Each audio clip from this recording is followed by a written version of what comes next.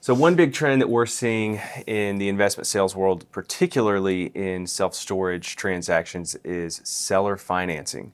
So how does that come into play when we're talking about owner financing in a potential 1031 exchange? Usually, a seller financing means there is no 1031. Not always.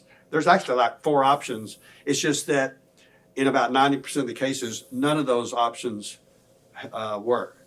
If the amount of the note is fairly small to where paying taxes on that note still allows them to defer the rest of the gain, that's one thing. So they can either take the note and pay taxes over time, and their CPA can explain and get with a 1031 company and get some stuff in writing. I can send it to you.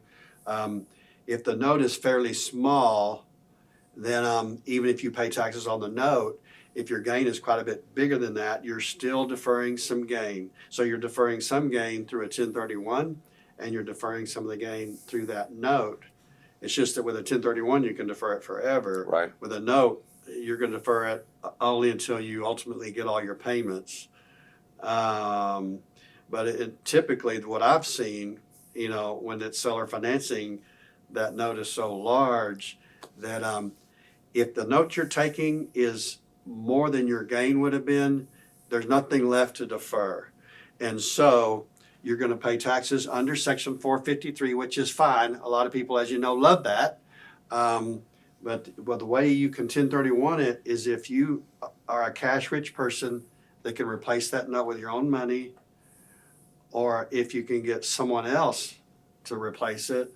But I haven't seen anybody say that was attractive because they can't sell the note for enough to make it worth it. Right.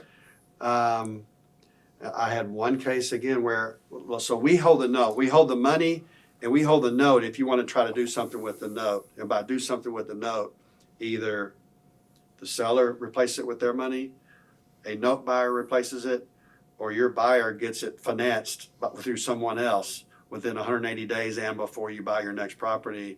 And like I said, the last one was, if you find something you want to buy and that seller will take an assignment of that note, then you spent that note just like you spent the cash. Right.